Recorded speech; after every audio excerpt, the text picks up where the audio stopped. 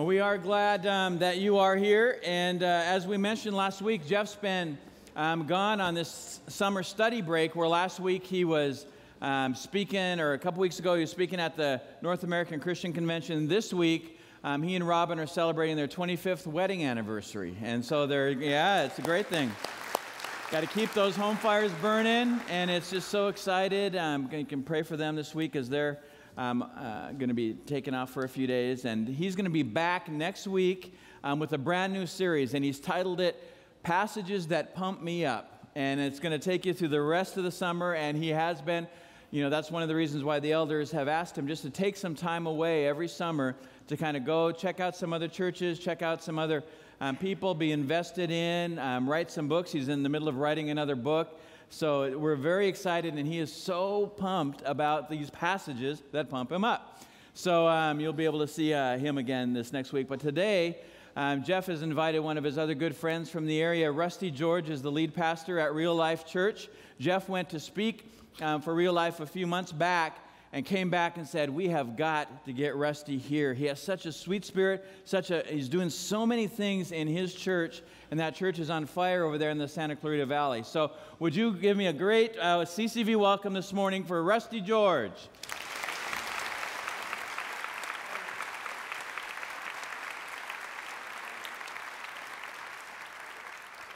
Hey, well, thanks so much. It's a real honor to be here, and Jeff did come up and speak for us a couple months ago, and our people were just blown away because they've never actually heard somebody speak that's that intelligent, okay? They're used to hearing me, and they heard him, and they thought, man, this guy's really smart, So, and they've never heard someone speak that speaks that fast either, so they were blown away. Their hair was blown back. They're still trying to process everything, but it was great. And I know if Jeff has found some passages that pump him up even more than he's already pumped up, man, hold on to your seats next week when he's back. That's going to be great. But he did just a phenomenal job for us, and I just think he is amazing. I love his writings. I love his teaching, and getting to know him has just been a great thing. And sometimes you put somebody up on a pedestal, then you meet them, and you go, they should probably go down here. But meeting Jeff is like, they should probably go up here, because he's just amazing. I think you know that, but just hear it from me, and he didn't even ask me to say this. You guys have a phenomenal lead pastor in Jeff Vines, and you should keep letting him know. Well, I feel like I already know you guys a lot because of Jeff, and he is so proud of you and what's going on here, and because I listen to your podcast a lot, and I feel like I kind of know a little bit about you, but you don't know anything about me, so let me just tell you a little bit about myself as we get going here. I grew up in Kansas. Anybody ever been to Kansas before? Okay, a few people. No one ever is excited about it. All of us who live there are just trying to get out, and I made it out, and I made it all the way to Missouri, where I went to college, and that's not a huge step up, but it's a little bit better, and so I went to college there, met my wife there, we got married, and then moved to Kentucky, okay, where we surrendered our shoes at the border and, went on in.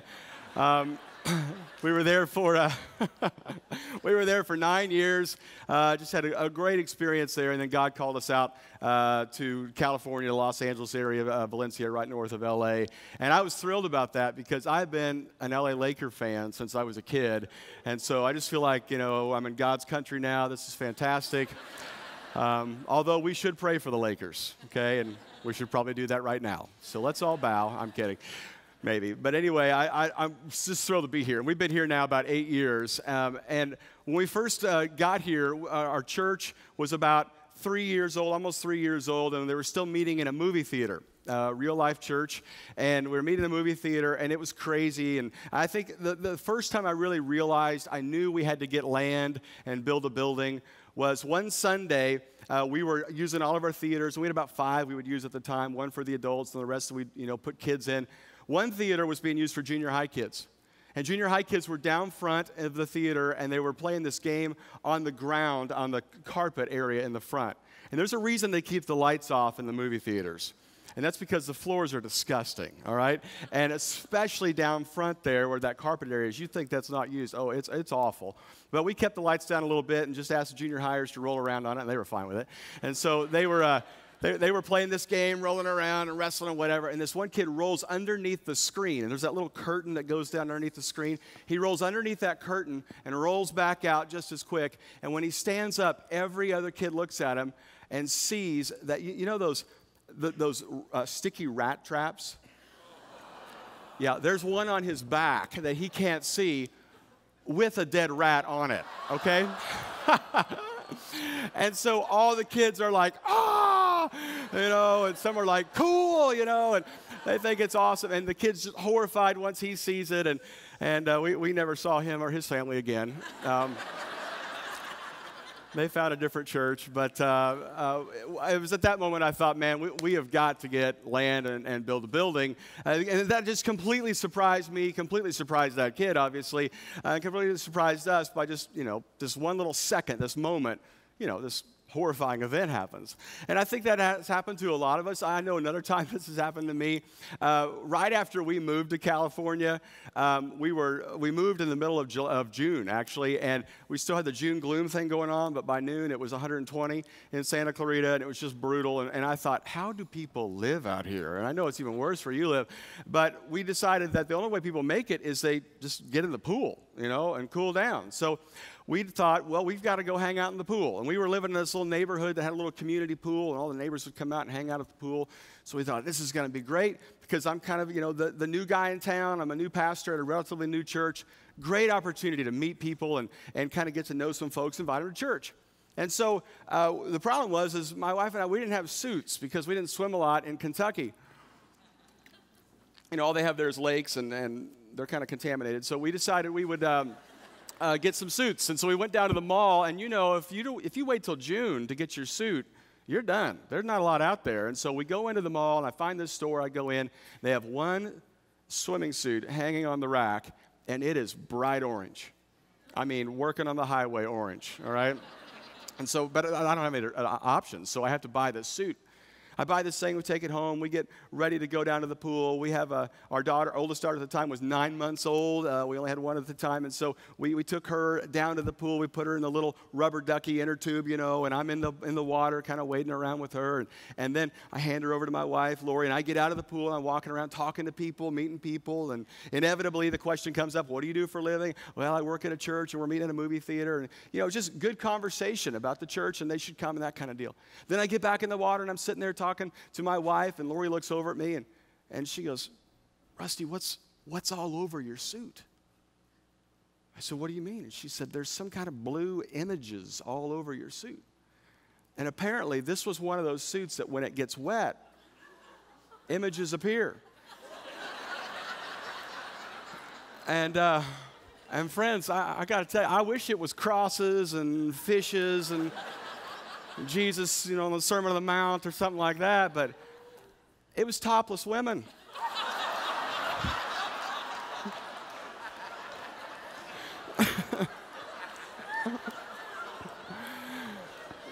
And here I'd been going around, hey, how you doing, New pastor, new church, very casual, clothing optional. Because I'm the pastor with porn pants, walking around. So I am horrified, and I slowly get out of the pool, grab a towel, wrap it up. We'll see you never, and leave. And man, I had no idea that was coming. Just completely snuck up on me. Didn't see that. There's no warning tag on the pants or anything like that. It was just completely shocking for me. Now, here's what I know about all of us here. We've all had those experiences. We've all, maybe not like that, but we've had some experiences like that where something sneaks up on us. And we did not see that coming. We did not expect that, and it just shocks us. Now, here's the thing about all of us in here. We're all dealing with something that sneaks up on us just like that every day. And it's subtle, and it seems harmless, but the longer it goes on, the more destructive it can become. And it can be a whole lot worse than just the embarrassment of a swimsuit or, kind of the horror of a rat on your back. It's devastating for us. And it's what I like to call a suburban legend. We've heard of urban legends and those kind of things, but this is a suburban legend that we believe out here in suburbia. and we base our lives on it. And none of you would ever say it, but we believe it nonetheless. And it's this phrase, the busier I am, the better. Now, we don't talk about it. We complain about it. But deep down, we believe it. Because we really do believe that the busier I am, the better I am. Now, here's what I've noticed about this. It starts off really subtle, and you don't even notice it. It starts off like right when you get out into the workforce. You get your first job, and you decide, I'm going to work really hard at this, and I'm going to climb the ladder and get the raises and get the promotion, and you throw your life into it, and you become busy with working. And then you decide you're going to get, married, and you get focused on being married, and you're going to have a great marriage, and you put all your, time and attention into being married as well. And then you guys have a child, and you have a couple of kids, and you think, you know what, I'm going to be a great parent. I love my parents, but they weren't the greatest parents, and they broke up and destroyed our home, and it was a lot of baggage, but we're going to do this right. And not only are you going to do the marriage right, you're going to deal with the kids the right way, and you get obsessed about being a great parent. You get all the books, and you get all the videos, and you get all the equipment, and the stroller with the 4x4, and the lift kit, and the roll bar, and the lights. And it's going to be a serious stroller, And then you're teaching your kids multiple languages at the age of 4 months, and you're doing everything you can, and you're getting them in the private preschool and the private schools and trying to keep up with everybody. And then as they get older, you got to keep up with the neighbors' kids. And they're involved in all kinds of programs, so you get your kids involved in all kinds of programs. And then you discover that you need to keep up with the neighbors as well.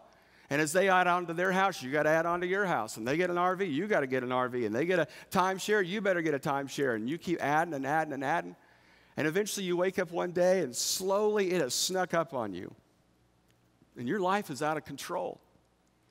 And you look around and you've got 2 mortgages and 3 leases and a boat you never use and an RV you can't sell and a timeshare you've never been to.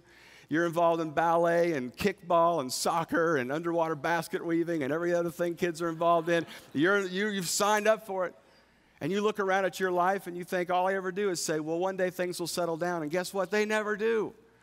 My life has gotten out of control.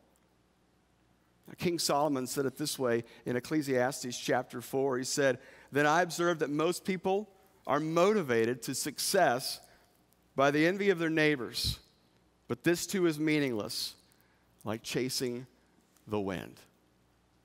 I think a lot of us know what it feels like to chase the wind with our lives because we're obsessed with this idea, the busier I am, the better I am. Now, I saw kind of a metaphor for what this does to our lives several years ago. My oldest daughter, Lindsay, was now about 4 years old, and she was really into frogs. I don't know why. I think it had something to do with Kermit the Frog, but then she liked real frogs, and so we got her one of those little frogs that lives in water, a little tank you can buy, and we got this little thing, and we set it on her dresser, and this frog's bouncing all over the place in there. And I said, Lindsay, you get to name the frog. And she named it Jumpy. Makes sense. It's jumping around. Let's name it Jumpy. And so Jumpy lived in her room for several weeks, and one day I came home from work, and I walk in the kitchen, and I'm talking to my wife, and I look over, and Jumpy is now in the windowsill above our sink area there in the kitchen. And I look at Lori, and I said, oh, Jumpy's in the kitchen now. And she said, yeah, I just felt bad for him there in the bedroom, he just never sees any scenery or anything. I thought it'd be nice, he could look outside and enjoy the sun a little bit, and I said, well, that's a nice idea. And I said, he's not really jumping a whole lot. And she said, well, he might be tired, I guess. I said, okay. So I walked over there and just put my finger down there in the water, and it is what I feared. It was like a jacuzzi in the water. Little Jumpy had sat there in the sun, and the water had slowly gotten warmer and warmer and warmer until Jumpy was no longer jumping. And I said, honey, Jumpy's not tired. Jumpy's dead. Then we had to figure out what are we going to tell Lindsay, and we decided just to forget about Jumpy, and she's never asked. I'm kidding, we told her. but here's kind of what I noticed in that. Can you think about Jumpy's final thoughts? It's good to see the sun. Is it getting warmer in here? I'm getting tired. And then it's over. It slowly snuck up on him. Now here's what I know about all of us in here. The heat's getting turned up. And here in about a month, we'll throw ourselves back into school. And some of you are on vacation right now or getting ready for vacation, and you'll come back and throw yourself back into work, and the heat's going to get turned up a little bit more. And if we're not careful, we'll find the same destructive end that Jumpy did. In fact, I think that a lot of us in here know exactly what that's like because you're living in that stage right now. The water's gotten hot. In fact, if you were to define your life with one word, it might be just simply the word stressed. You're just stressed. You don't know if your family's going to make it. You don't know if your marriage is going to make it. You don't know if you're going to make it. And you think a vacation's going to help, but every time you go on a vacation, you take all your stress with you. For some of you, the word that defines you right now is simply this word, medicated. You are basically just living this lifestyle of starting off with caffeine, then a little Paxil, then a little Prozac, and then Ambien to shut it all down. That's the cycle of the day right there. For some of you, the cycle that you're kind of living in is one of just being checked out. You show up to events and you show up to the office and to the meetings, those kind of things, but mentally, you're just done. And for some of you, the way you feel is basically defined as guilty. You've pursued this lifestyle for the sake of your family to keep them excited and energetic and non-bored, and inevitably it's led them to be exhausted. You're finding out your kids are on drugs or dealing with alcohol issues, or you found a crumpled up suicide note in your son's trash can, or you realize your daughter's been cutting herself, and slowly you begin to figure out that the life I tried to give my kids has not been the life that they really needed. And I think for a lot of us living the suburban life, we're discovering that the suburban legend of the busier the better is not taking us to a direction we want to go. So what are we going to do about this before we end up slowly drifting off into the death of our relationships with each other and our relationship with God? Well, we need to stop and deal with it. King Solomon also says this in Proverbs chapter 14. He says, "The wisdom of the prudent is to give thought to their ways, but the folly of fools is deception." The deception is to believe things will eventually settle down. They won't. Wisdom is to stop and consider our ways. Here's what I want us to think about today. I want you to think about the path that you're walking down right now. Is it really taking you to a place you want to go? And when you get there, will you be happy you've arrived? For most of us, we're recognizing this suburban legend of the busier the better is not the way we're designed to live. Well, so why do we live that way? Why do we just fill up our schedule in such a crazy way? Well, I think part of it is, I think we're kind of proud of it. I think we're kind of proud of the fact we're so busy. I think it's probably already happened here today. Maybe just a few minutes ago when you turned around to shake somebody's hand, they said, "How you doing?" And you said, "Busy." And that's your little subtle way of saying, I am so important. I have so many things going on right now. I don't know whether I'm coming or going. We got so much stuff happening right now. It's just swamped. We're so busy. And I think that's the lie that many of us believe about busyness. Many of us think busy equals important. Because if I was invited to be there, I must need to be there. They can't have the meeting without me. They can't have the dinner without me. They can't have the party without me.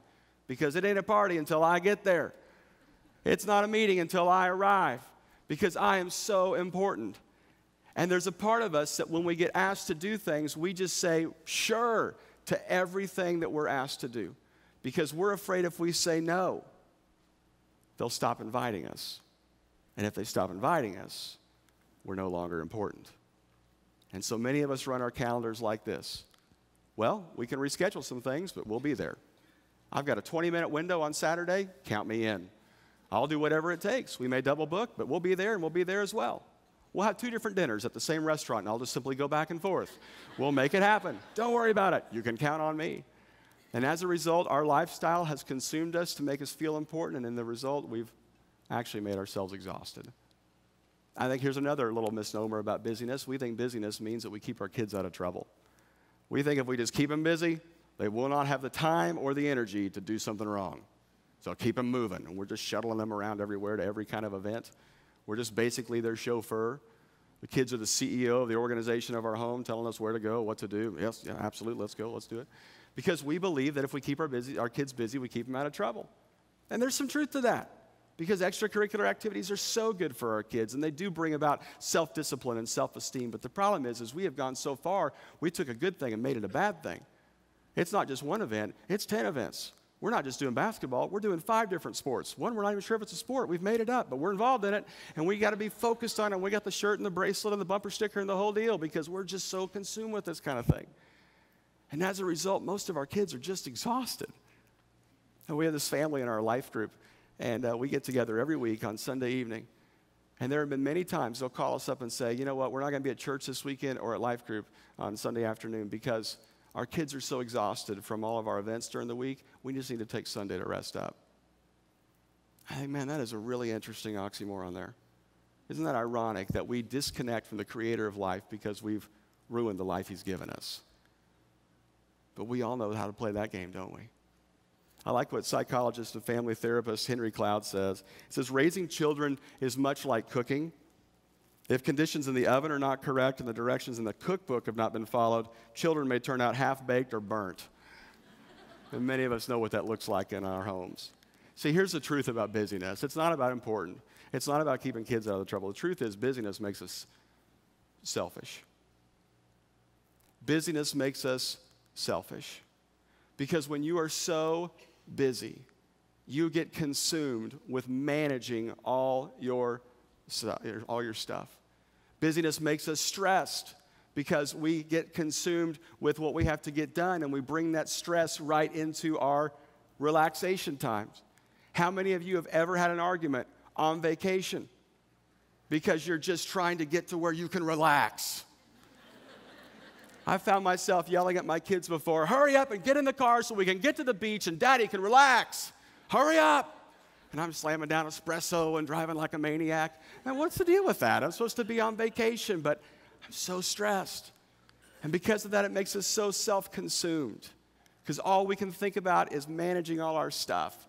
Right now, I'm standing here on this stage, and there's a couple feet gap here between me and the edge of the stage. I'm not thinking about falling off the stage right now because I feel there's a lot of comfort room. But if I walk up here and stand on the edge, even though I'm talking to you, in my mind, I'm thinking, do not fall off. Don't fall off. Don't take another step. Don't fall off. Somebody will have that on YouTube by this afternoon. Do not fall off the stage. I can't even completely engage with you because I'm focused on me not falling. And the same thing is true with our schedules. We pack them full of so many different things trying to please everybody else. We can't even focus on who we're with because we're consumed with not letting everybody else down. Friends, this busyness thing is not only ruining our families and our marriages and our occupations and our health and our soul, it's ruining our relationship with God. And many of you are wondering why you haven't heard God's voice in a while, why you can't discern God's will for your life. Friends, here's the truth of the matter. God will not speak over the noise in your life. God will not speak over the noise in your life. And most of us haven't slowed down enough lately to even hear him. This is not the way God wants us to live. Well, the Apostle Paul tells us exactly what God wants us to do in Ephesians chapter 5. If you want to flip over there, I want to just read this passage to you and let us just kind of let our thoughts rest on this for a moment. Ephesians chapter 5, verse 15 through 17.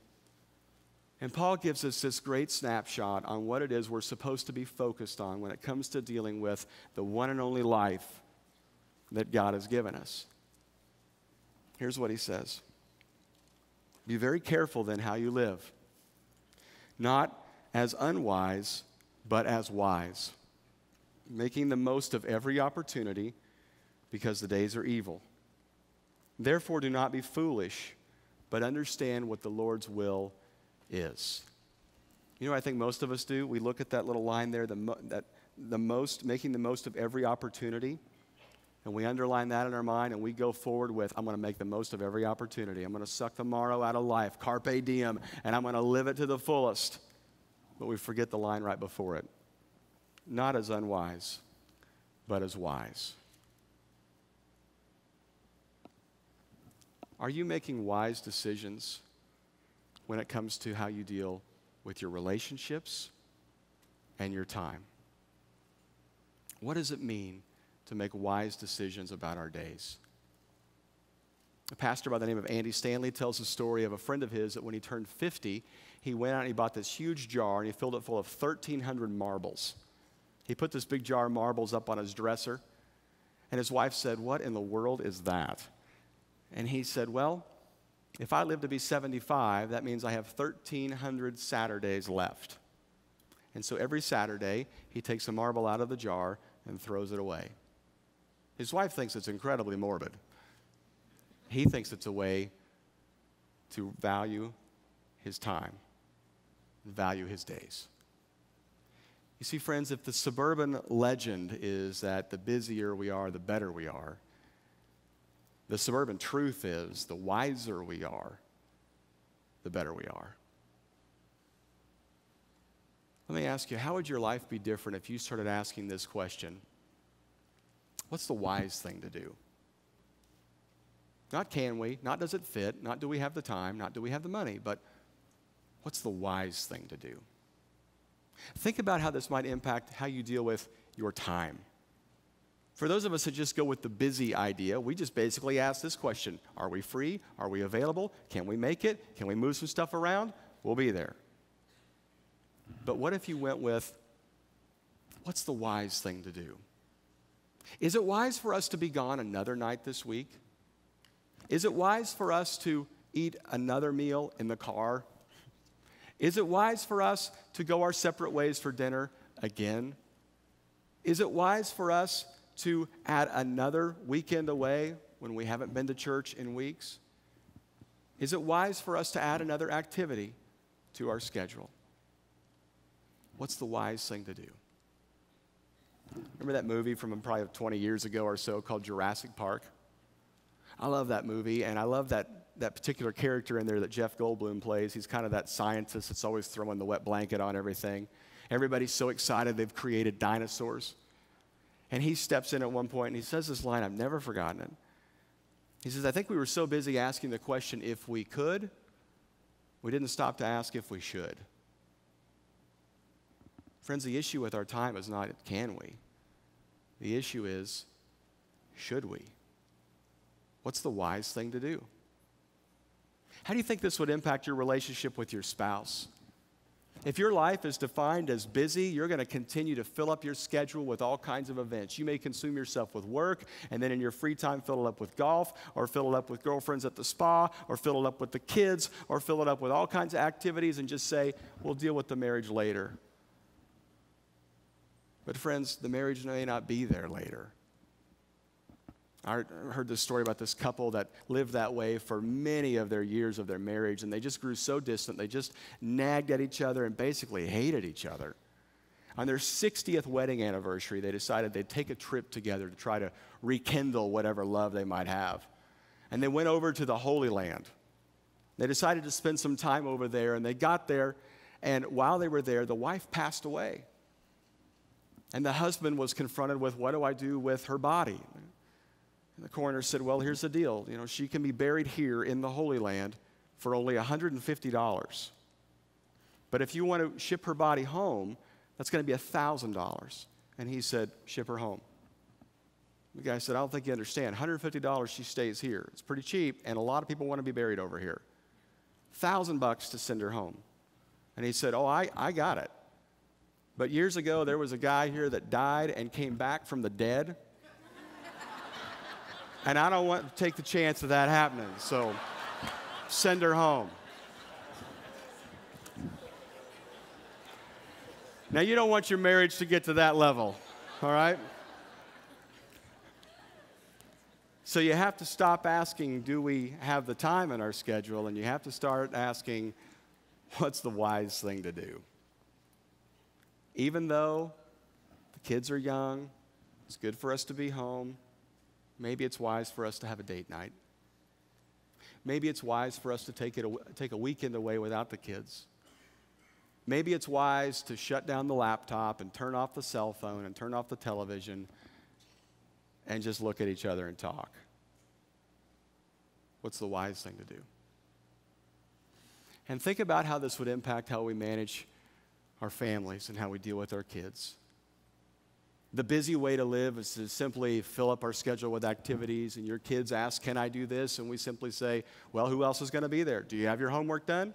Absolutely, then go ahead. But what if we simply stopped and asked, is it wise? Is it wise for you to have more than one activity you're involved in right now?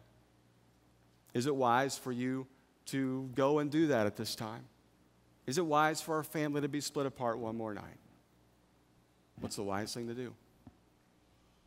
Years ago, there was a zoo in Hong Kong that their animals were getting all agitated and fatigued with each other, and they were fighting and getting sick, and they didn't know what to do. They brought in all these doctors to try to find out the help or the cure. And somebody finally discovers an idea. They said, what if we shut down the zoo 2 days a week? Let them rest. And that's what they did, and everybody got healthy again. Maybe the wise thing for you to do is to go home, take a look at your schedule, and figure out how many days of the week you can shut down the zoo. We're all going to be home on these days. Don't plan anything. Nobody's going to be gone, because it's the wise thing to do. And maybe for you, the issue isn't so much about saying no to a bunch of the busy stuff. It's about saying yes to the wise things. And maybe you don't have anything in your life right now that your family is fully focused on that is so wise for you to do. There's an author by the name of Donald Miller who tells the story of a friend of his who called him up one day and said, Don, my teenage daughter is out of control. He said, what do you mean?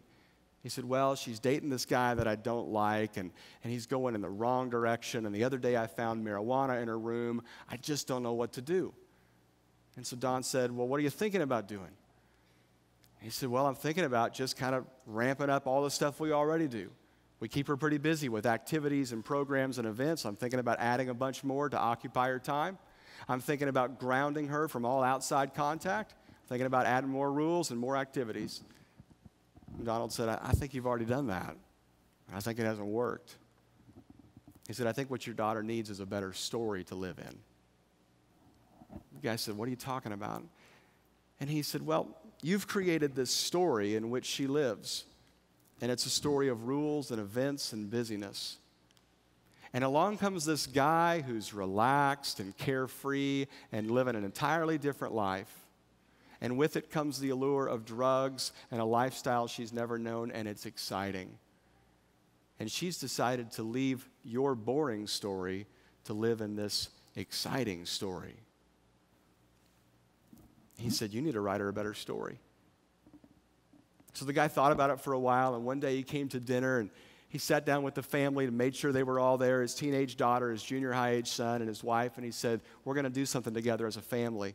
I said, what are you talking about? And he said, I found out for $20,000 we can build an orphanage in Mexico.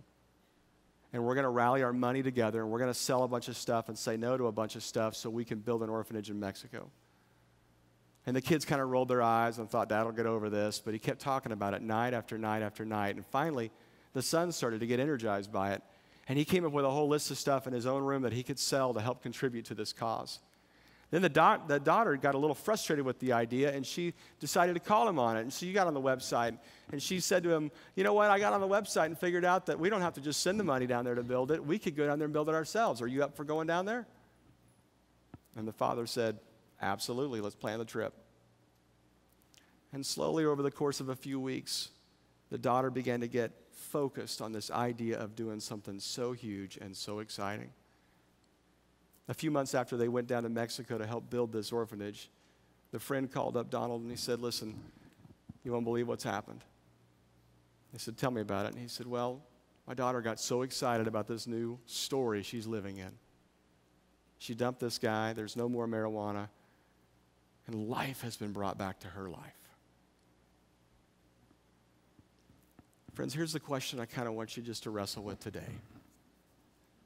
The life you're living right now, is that the life you want your kids to live?